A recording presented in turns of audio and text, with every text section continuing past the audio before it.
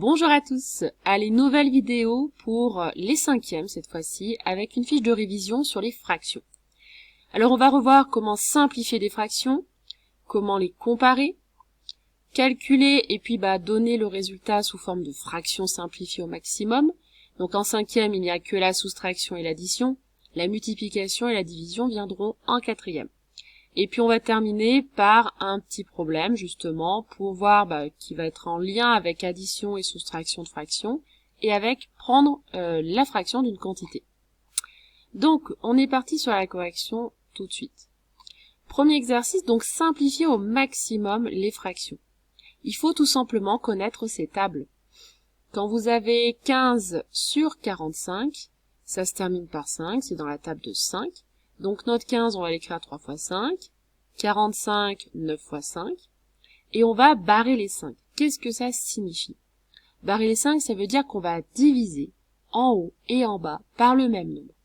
Parce que pour que deux fractions soient égales, soit on multiplie par le même nombre en haut et en bas, soit on divise par le même nombre, différents de 0 bien sûr, en haut et en bas. Finalement, on obtient 3 sur 9. Donc ça, c'est lorsqu'on connaît ces tables, tout simplement. Et puis on se dit 3 neuvièmes, je peux encore simplifier. Pourquoi? Parce que 3 et 9 sont dans la table de 3. 3, c'est 3 fois 1, et 9, c'est 3 fois 3. Je barre là encore un 3 en haut, un 3 en bas, et j'obtiens un tiers. Ceux qui sont quand même un peu meilleurs en calcul mental peuvent se dire, tiens, finalement, 15, c'est 1 fois 15, et 45, c'est 3 fois 15. Donc on aurait pu simplifier en haut et en bas directement par 15. Mais voilà, il n'y a pas de souci de faire deux étapes si besoin. Par contre, il faut faire attention, si on vous demande au maximum, ne vous arrêtez pas en cours de route.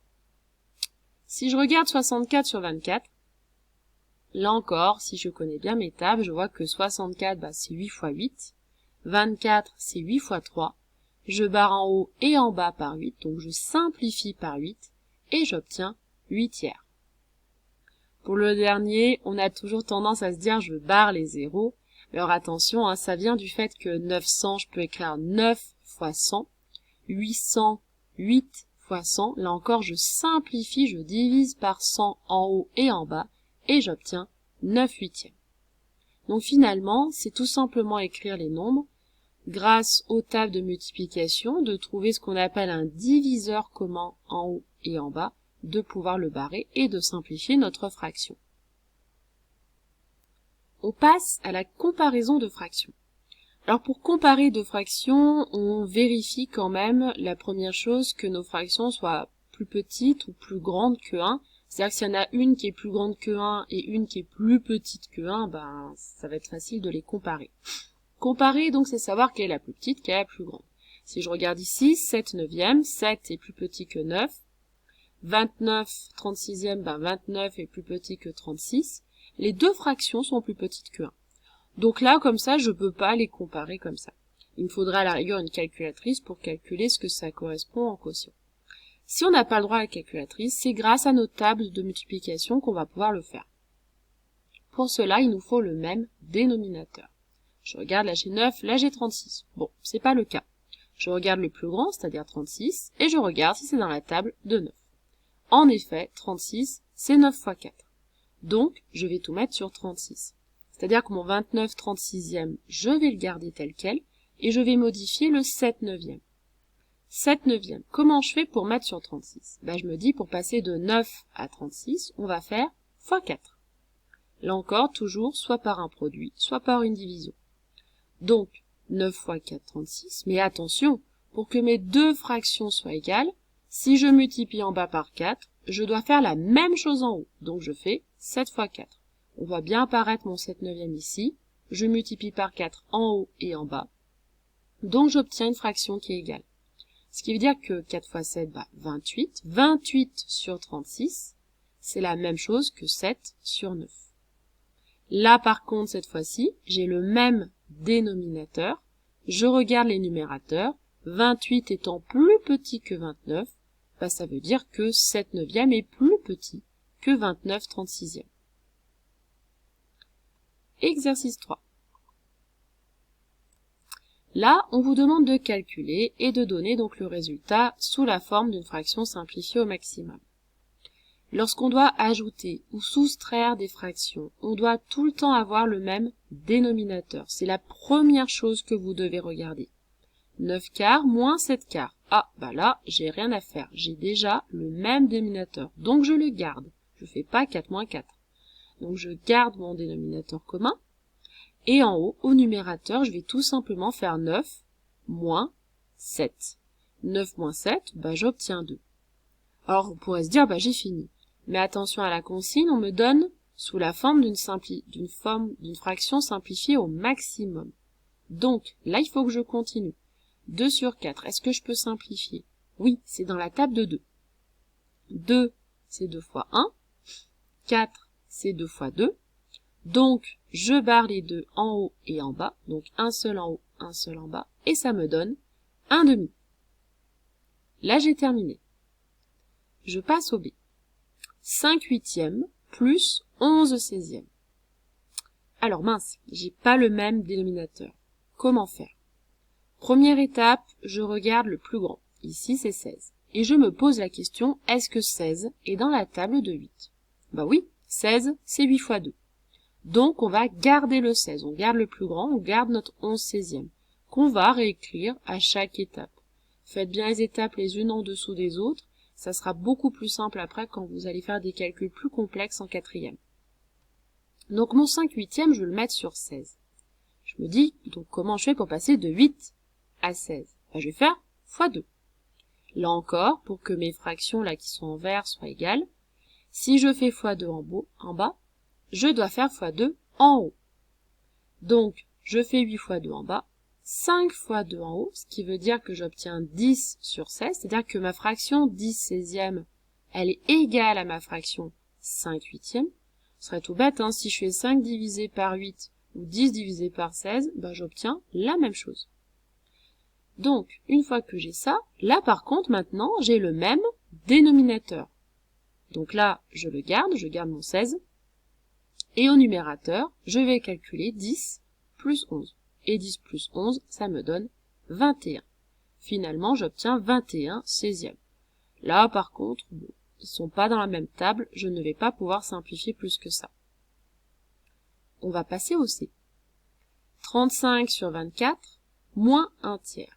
Même chose. Je n'ai pas le même dénominateur, je regarde le plus grand, c'est-à-dire 24. Je regarde si dans la table de 3. Oui. 24, c'est 3 fois 8. Donc, je vais garder mon 24, donc je garde ma première fraction ici, et je vais modifier la deuxième. Mon 1 tiers, je vais l'écrire avec 24 au dénominateur. Donc, pour passer de 3 à 24, je fais fois 8. Là encore, pour que ce soit égal, si je fais fois 8 en bas, je fais fois 8 en haut. Ce qui veut dire que ma fraction 8 sur 24, elle correspond à la fraction 1 tiers. Une fois que j'ai ça, j'ai le même dénominateur. Donc, je le garde à la dernière étape. Et je vais faire 35 moins 8. J'ai pas tout à fait fini. On remarque que 27 et 24 sont dans la table de 3. Donc, je simplifie par 3 et j'obtiens 9 huitièmes. Reste un dernier style de calcul. Dernier cas de figure, on a donc deux dénominateurs différents, là encore, mais cette fois-ci, si je prends le plus grand, donc ici 7, 7 n'est pas dans la table de 5. Qu'est-ce qu'on va faire? On va chercher un nombre qui soit à la fois dans la table de 5 et de 7.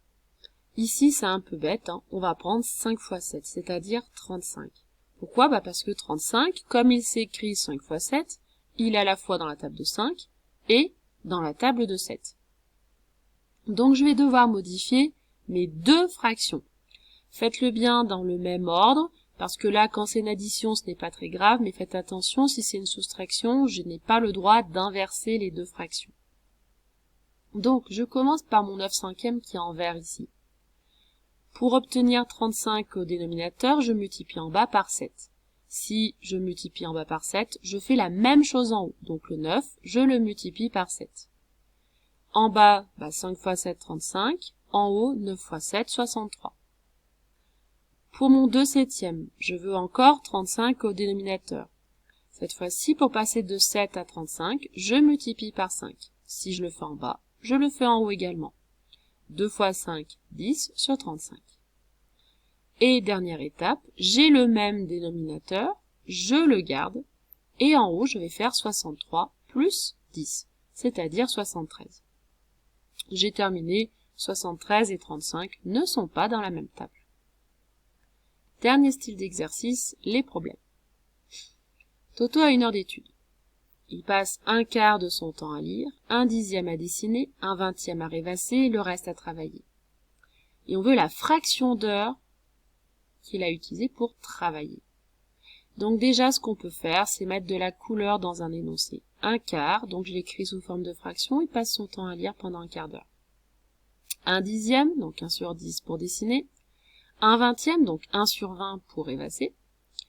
Et notre reste, on va le regarder ensemble. Donc déjà, première chose, je me dis, il a passé combien de temps pour lire, dessiner et rêvasser. Et on verra ce qui reste. Donc, lire et dessiner et rêvasser, on va faire une addition. 1/4 plus 1/10 plus 1/20. Là encore, mes dénominateurs ne sont pas les mêmes. Je regarde, comme d'habitude, le plus grand. Le plus grand est dans la table des autres. 20, c'est 4 fois 5, et c'est 10 fois 2. Donc je vais tout mettre sur 20. Vous voyez, mon 1/20, lui, je le garde pendant tout le long. Mon 1/4, je vais l'écrire sur 20. Donc, je fais fois 5 en bas pour avoir 20. 4 fois 5, 20. Si je fais fois 5 en bas, je fais fois 5 en haut. Donc 1 fois 5, 5. Pour mon 1/10, pour mettre sur 20, il faut que je fasse fois 2. Fois 2 en bas et fois 2 en haut. Ça me donne 2/20. Une fois que j'ai ça, je garde mon dénominateur commun, c'est-à-dire 20, et je vais faire 5, plus 2, plus 1. Ça me donne 8. Ça veut dire qu'il a passé 8/20 de son temps à travailler. À ne pas travailler, pardon. À lire, à dessiner ou à rêvasser. Ça veut dire quoi? Ça veut dire que si mon heure avait été partagée en 20 morceaux, il y a 8 morceaux où il serait en train de lire, de dessiner ou de rêvasser. Qu'est-ce qui va rester? Alors, première chose, mon 8/20, soit je laisse 8/20, j'ai tout à fait le droit dans un problème, soit je peux me dire, je vais quand même essayer de trouver des nombres plus simples pour ma fraction. C'est-à-dire, je vais essayer de la simplifier. 8 et 20 sont dans la table de 4.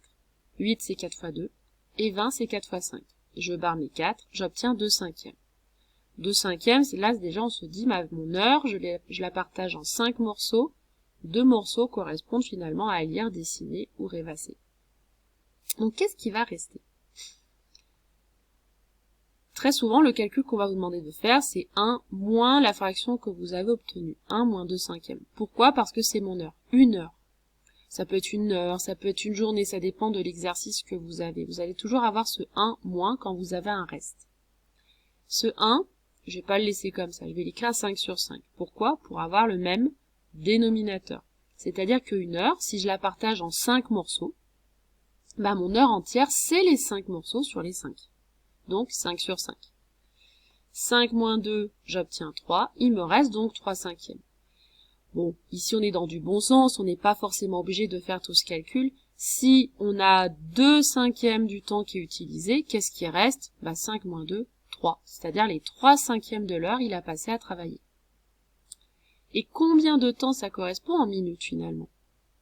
On sait que dans une heure, il y a 60 minutes. Il a passé ses 3/5 du temps, donc, à travailler. Donc là, je vous ai fait un petit schéma. Et vous avez tout à fait le droit de faire un schéma en devoir, si ça peut vous aider. Ici, on a partagé notre temps en 5 morceaux. D'accord? J'ai mon heure, 5 morceaux égaux. Et je regarde à quoi correspond, du coup, un morceau. Quand vous faites 3/5 de 60 minutes, en fait, on fait 3/5 fois 60. On fait un produit. Et pour calculer ce produit, il y a plusieurs méthodes. La méthode qui me paraît la plus simple en 5e, c'est de se dire d'abord, on a dit 3/5, c'est-à-dire qu'on divise d'abord en 5. Donc, mes 60 minutes, je les divise en 5 parties. Ça me fait à chaque fois 12. 5 fois 12, 60. Ce qui veut dire que là, j'ai 12 minutes, plus 12 minutes, plus 12 minutes, plus 12 minutes, plus 12 minutes. En tout, ça me fait 60 minutes. Mais moi, j'en veux 3 parties. Donc, je vais faire 3 fois 12, et j'obtiens 36. Ça veut dire qu'il a passé 36 minutes de son temps à travailler. Allez, j'espère que vous avez bien compris. À bientôt.